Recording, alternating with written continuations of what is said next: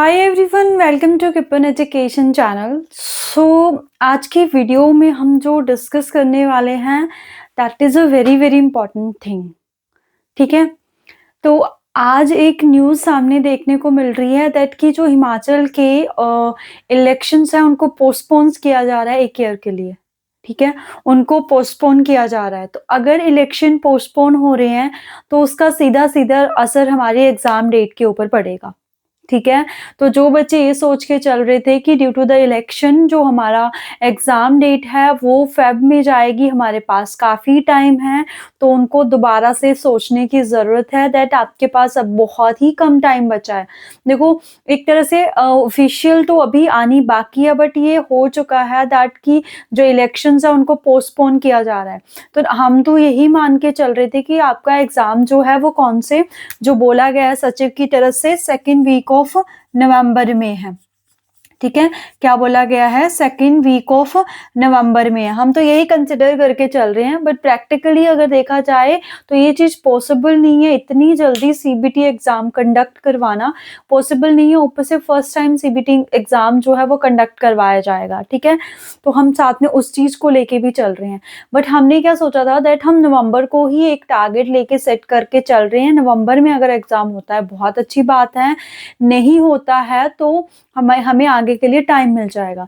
देखो, क्योंकि जो ये जब बातें होती है जैसे एचपीआरएससी के सचिव की तरफ से ये आई थी बात दैट कि आपका एग्ज़ाम जो है सेकंड वीक ऑफ नवंबर में ही होना है, तो उनके पास ये भी न्यूज़ होगी कहीं न कहीं दैट कि जो इलेक्शंस हैं उनको पोस्टपोन करने के बारे में बोला जा रहा है।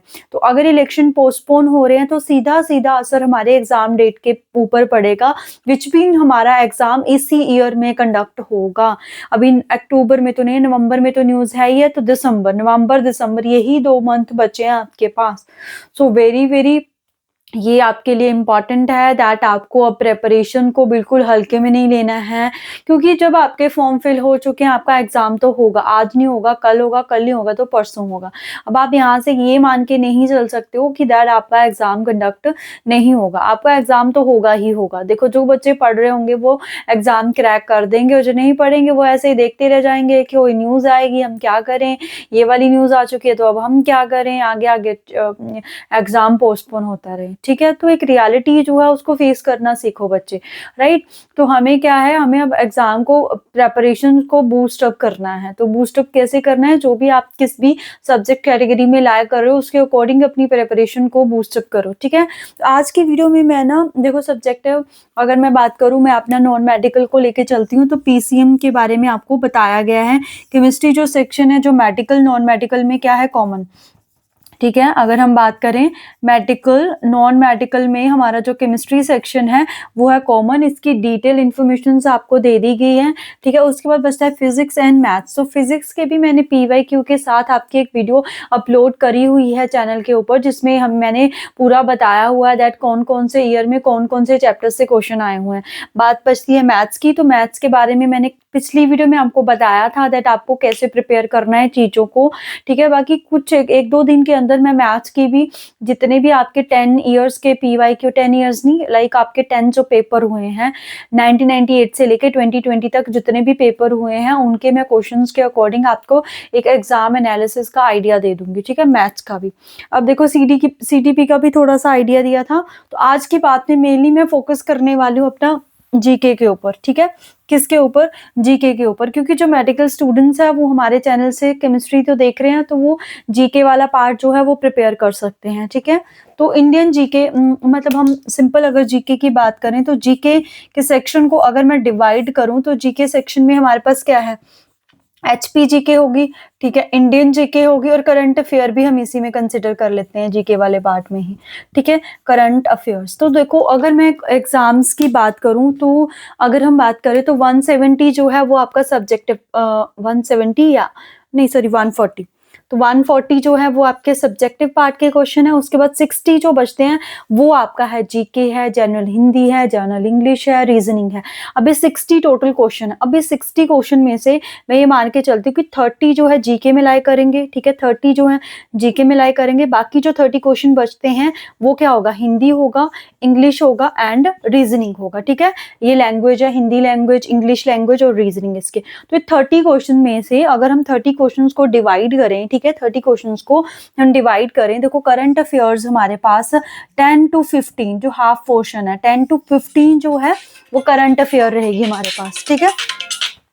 10 to 15 जो है वो क्या रहेगी हमारे पास, करंट अफेयर। उसके बाद 15 क्वेश्चन बचे, तो इंडियन जीके के भी आप यही लगा के चलो कि 10 to 15, क्योंकि ऊपर नीचे प्रोबेबिलिटी तो होती रहेगी। टोटल 30 क्वेश्चन है हमारे पास 10 to 50, तो 10 to 15 मतलब इनके भी 10, इनके भी 10, इनके भी 10, टोटल 13, बाकी ऊपर नीचे ये प्रोबेबिलिटी हो सकती है हमारे पास। तो आपको क्या लग रहा है, इंडियन जीके के 10 क्वेश्चन है, करंट अफेयर के 10 क्वेश्चन है, एचपी जीके के 10 क्वेश्चन है। तो इसके लिए हम क्या करें इतना, अब क्योंकि जीके अपने आप में एक इतना ज्यादा बड़ा पार्ट है ना, इसको जितना करे उतना कम है ना। तो हमें क्या करना है, कुछ एक इम्पॉर्टेंट टॉपिक है। देखो जैसे लाइक मैं एचपी जीके की बात करूं, ठीक है, एचपी जीके की बात करूं तो इसमें आप क्या क्या पढ़ सकते हो। देखो जो आपके पीवाईक्यू है उसमें कैसे कैसे क्वेश्चन एचपी जीके में से देखने को मिले हैं। देखो एचपी जीके में आपको कैसे कैसे क्वेश्चन मिलने को, हिस्ट्री के ऊपर, हिमाचल की हिस्ट्री के ऊपर, दैट हिमाचल बना कैसे कैसे, कौन कौन सी प्रिंसली स्टेट्स थी, ठीक है, उनके कौन कौन से राजा महाराजाज रहे हैं, उनके ऊपर क्वेश्चन।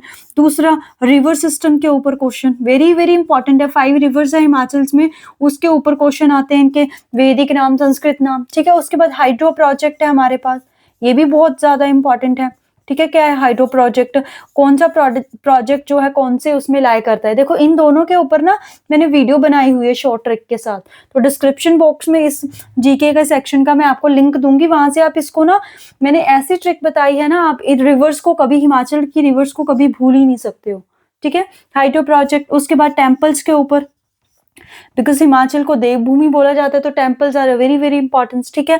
उसके बाद अगर मैं बात करूँ, टेम्पल्स हो गया, टेम्पल्स में भी इसमें टाइप्स होती है, पगोडा टाइप्स के हैं, डिफरेंट डिफरेंट स्टाइल्स होते हैं, उनके ऊपर क्वेश्चन आ जाता है, ठीक है। उसके बाद इसमें जैसे और होता है हमारे पास, हाइड्रो प्रोजेक्ट हो गया, टेम्पल्स हो गया, रिवर सिस्टम हो गया, और भी मतलब अगर मैं बात करूँ फेस्टिवल्स, ठीक है, फेस्टिवल्स बहुत अलग अलग है, डिस्ट्रिक्ट वाइज फेस्टिवल्स जो हैं, ठीक है। कुछ कुछ एक इंटरनेशनल फेस्टिवल है, लाइक लवी फेयर हो गया, कुल्लू का दशहरा हो गया, दैट आर इंटरनेशनल फेस्टिवल्स, ठीक है।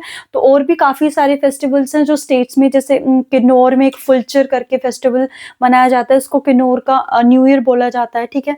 उसके ऊपर फिर मोनेस्ट्रीज है हमारी हिमाचल में बहुत सारी, ठीक है, मोनेस्ट्रीज हैं, उसके बारे में आप पढ़ सकते हो। देखो ये तो ऐसी चीजें हैं ना, अगर आपने हिमाचल को एक्सप्लोर करा है ना, तो आपको इनके बारे में आइडिया होगा।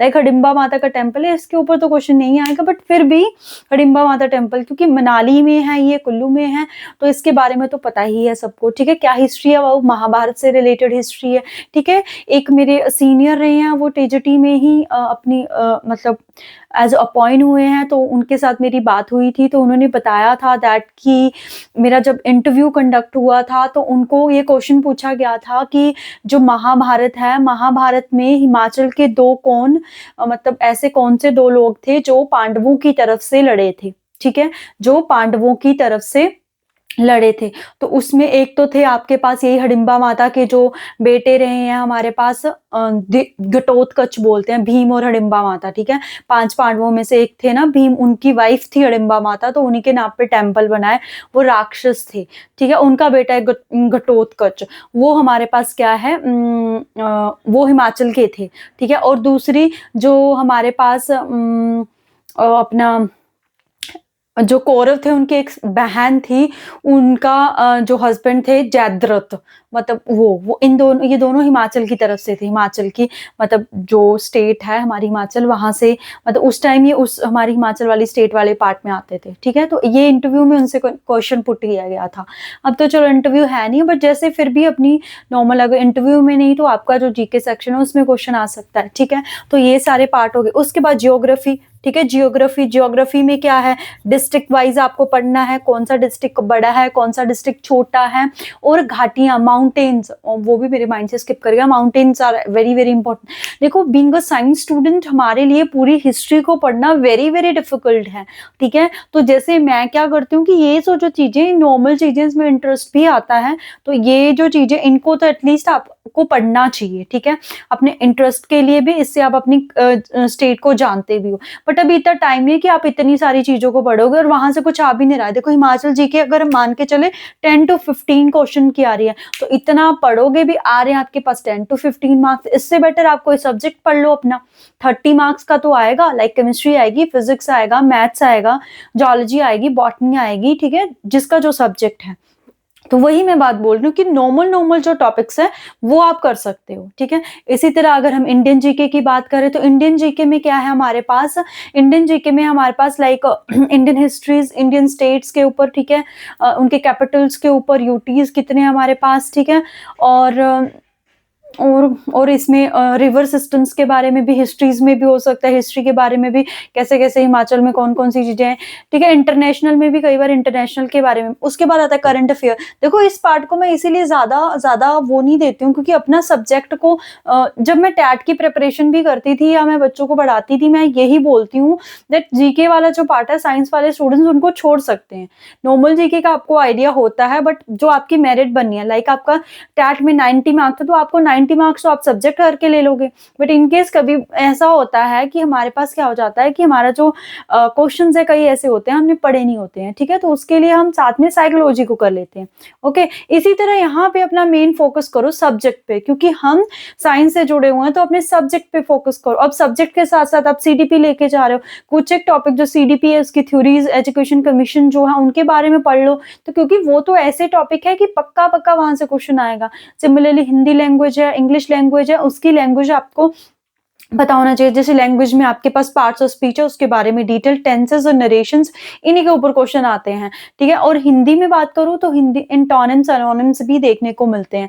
हिंदी में बात करें तो हिंदी में भी ग्रामर के ऊपर ही समास, विशेषण, इनके टाइप्स के ऊपर क्वेश्चन आते हैं। समास, सर्वनाम हो गया आपके पास, ठीक है। तो ये तो बेसिक चीजें छोटी क्लासेस में पढ़ी है, जीके को करने की बजाय उनको कर लो, क्योंकि ग्रामर में से पक्का है कि आपका क्वेश्चन आएगा। जीके में इतने टॉपिक करोगे कोई ही भी पॉसिबिलिटी नहीं है कि इन्हीं टॉपिक्स में से आएगा, ठीक है। तो इसीलिए मैं तो इस जीके वाले पार्ट को बहुत कम प्रोबेबिलिटी देती हूँ। अब अगर हम मेरिट की भी बात करें तो मेरिट तो वही आपकी 50 to 60, हद आपकी 55 to 65 के बीच में लाई करेगी जो मेरिट बनेगी, ठीक है। तो 55 to 65 के बीच में लाई करेगी, तो आपका 70 मार्क्स का तो सब्जेक्टिव पार्ट ही है।